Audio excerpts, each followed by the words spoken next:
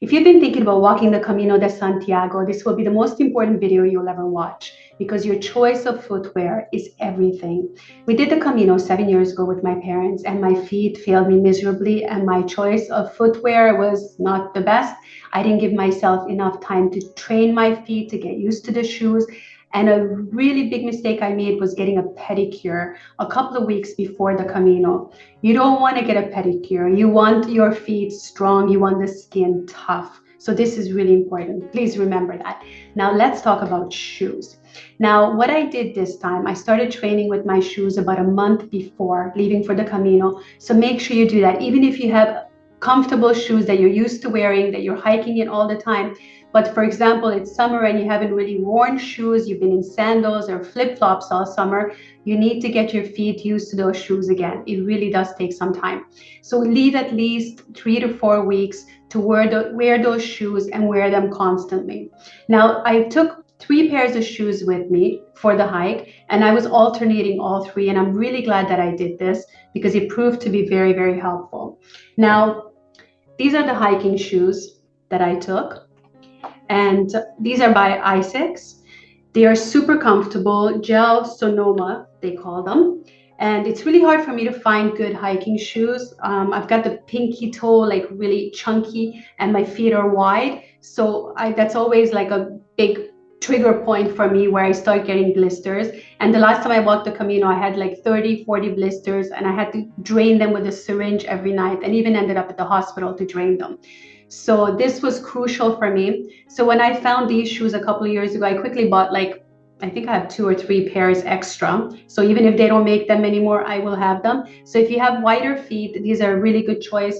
They are very comfortable, very good traction, really great shoes. But really any kind of hiking shoes that you are used to walking in and you find them comfortable, then take those with you. That should be your number one choice, is hiking shoes, because you're going to be walking on all kinds of different terrain. You will be walking possibly in rain, in mud, in snow, on gravel. We were doing the Camino de Santiago the Portuguese way, so we were walking on cobblestones a lot, and this was really great for the cobblestones. It was very comfortable. You still felt them, but not as much.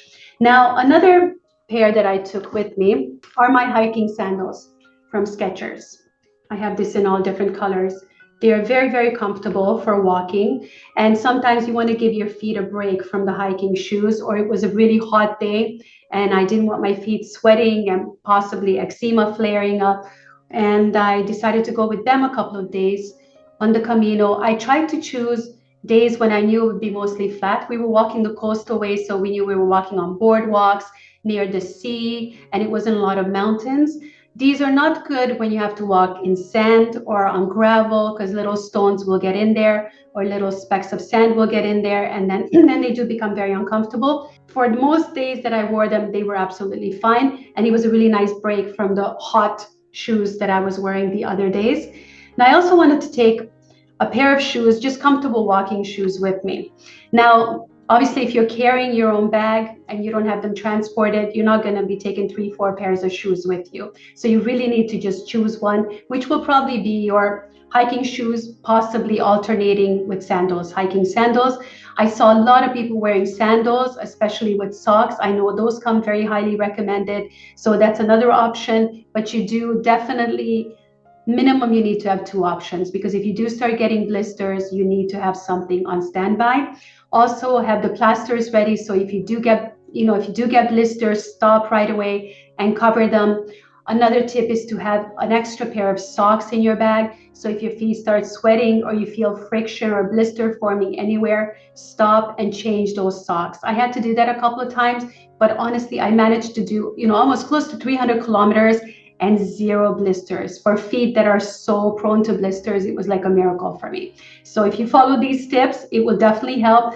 Another tip a lot of people are doing is Vaseline or Vicks Vapor Rub. And I was doing the Vicks Vapor Rub every day on my feet. And I swear by that, I think it helped tremendously. Now for the comfortable shoes. These are On Cloud shoes, and they are like walking on clouds. I love them. They are super comfortable, probably the most comfortable shoes I've ever had in my life. So of course I decided to take them with me in case the other 2 would fail me. I would have this as an option. I loved wearing them. They're really light, like they wear nothing. They're light as a feather, very comfortable, great to have on. The only problem is the sole of the feet. And I'm sure you can figure out what the issue is with this. The rocks, when you're walking on gravel, the rocks will get stuck in them. So I was constantly having to stop to remove the rocks. So if you're going to be walking on a rocky terrain, it doesn't work well. But if your feet need a break, then some days it might be worth it because they are just super, super comfortable. They may not be best for like crossing mountains or walking in mud, walking in the rain. They're probably not the best choice, but to have an extra option, I think this is great. Now, something else that you would need, or especially if you're having your luggage transported for you, is just a pair of flip-flops. Now, the reason being, when you're finished for the day and you take your shoes off, the last thing you want to do is put another pair of shoes on. You know, your feet are going to be tired, sweaty, swollen, hot, and you just want to free those puppies. So when we finish our walk, and even if we continued walking in town or in the little pueblos, in the little villages where we stop, I would switch over to my flip-flops. These are all, they're Crocs and they're very comfortable. Skechers also make some really great flip-flops and they're really great to just walk around afterwards. If you're in an albergue, then you definitely want to have the flip-flops handy so that you can use them in the shower, and for walking around, you don't want to be walking around barefoot in those places, from what I've heard. So those are the tips that I have for you guys for footwear. They definitely worked for me. And if you follow these tips, you know, extra socks, I use cotton socks and bamboo socks. They were both very good and very comfortable. The only thing with the bamboo socks, I had one that got completely destroyed in like the first 3 hours of walking, like holes in the heels, which was very strange. I've never seen that happen before. And they were quite expensive. They were like 14 euros each. So make sure you've got the right socks. Maybe you have make sure you have change of socks during the day if you need to. Cover your feet in Vaseline or Vicks Vapor Rub. Have the plasters, bandages, band-aids, whatever you call them, whichever country you're coming from, have those handy. Have them in your bag so you can use them the minute you start feeling a blister forming. This is really, really important.